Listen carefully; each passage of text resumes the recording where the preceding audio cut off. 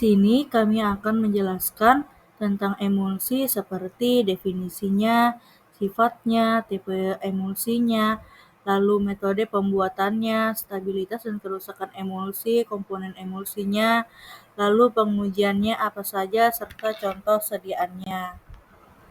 Dengan kami yang beranggota ada 4 orang, yaitu ada Diah Fitri Kusuma Wardani, Humaira Putri Mahadani, Nanda Najwa, serta yang terakhir ada Siti Emilia Puspitasari. Selamat menyaksikan.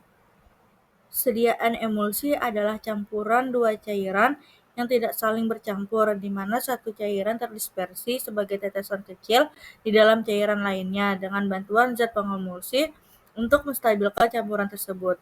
Agar campuran tetap stabil, emulsi membutuhkan zat tambahan yang disebut emulgator.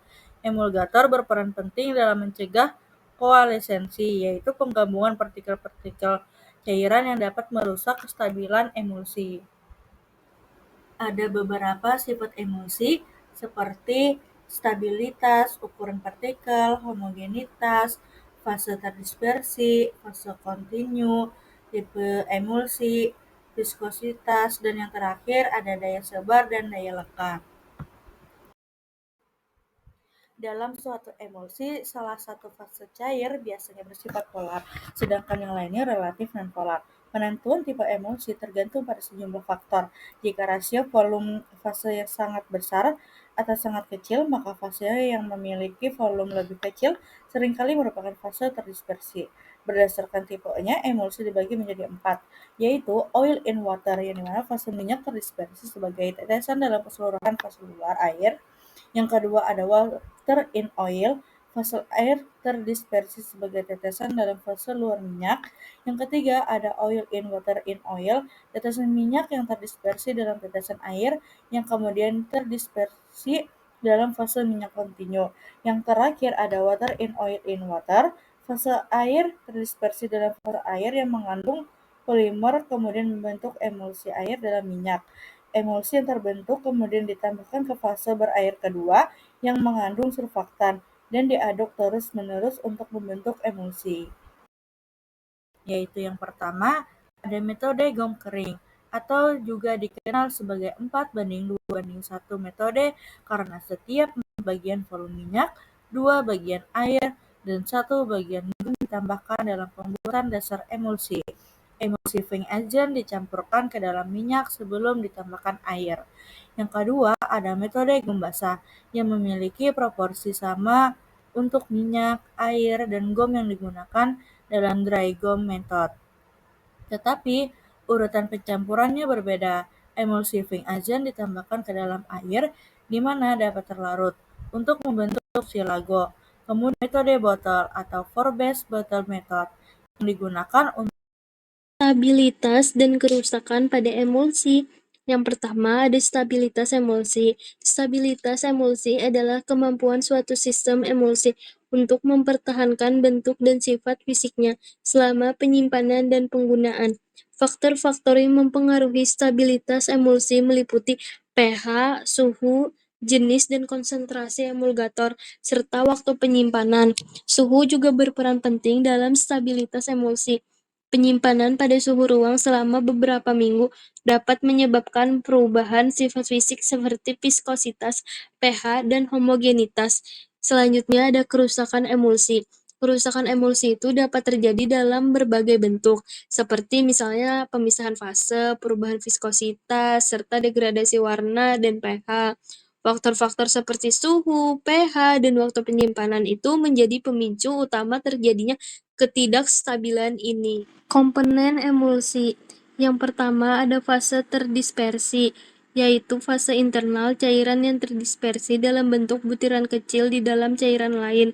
Yang kedua fase kontinu, fase eksternal cairan yang menjadi medium pendispersi untuk fase internal.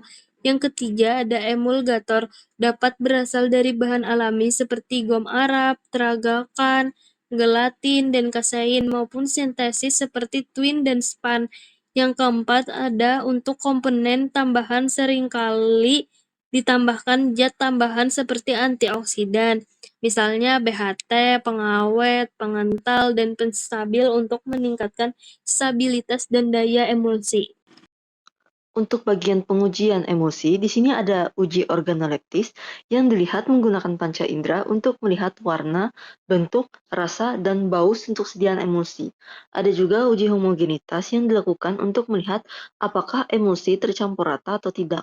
Biasanya terlihat dari warna, bau, rasa, dan tidak adanya pemisahan fase. Ada juga uji pH yang dilakukan dengan pH stick. Hasil teoritis rentang pH itu berkisar 5-7.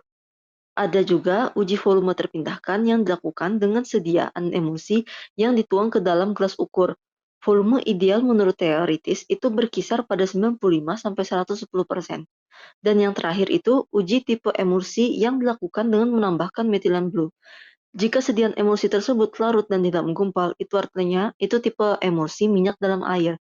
Kalau tipe emulsinya air dalam minyak, itu yang menggumpal atau ada serpihan. Jenis dan contoh sediaan emulsi. Yang pertama ada emulsi oral. Emulsi oral adalah sediaan obat cair yang mengandung dua cairan yang tidak saling bercampur, misalnya minyak dan air, yang dihomogenkan dengan bantuan zat pengemulsi. Yang kedua ada emulsi topikal. Emulsi topikal itu adalah sediaan semi padat yang mengandung dua cairan yang tidak dapat bercampur, biasanya minyak dan air, yang terdispersi dalam bentuk butiran kecil dan distabilkan oleh zat pengemulsi. Yang terakhir ada emulsi injeksi. Emulsi injeksi adalah sediaan steril berupa campuran dua cairan yang tidak saling larut, di mana satu cairan terdispersi dalam cairan lainnya dalam bentuk tetesan kecil butiran yang distabilkan dengan zat tambahan surfaktan. Jadi untuk kesimpulannya, emulsi adalah campuran dua cairan tak saling larut yang distabilkan oleh emulgator. Nah, stabilitas emulsi ini dipengaruhi oleh jenis emulgator, ukuran tetesan, pH, suhu, dan bahan tambahan. Emulsi juga banyak digunakan dalam bidang farmasi, pangan, dan kosmetik karena kemampuannya menyatukan bahan yang tidak bisa bercampur secara alami.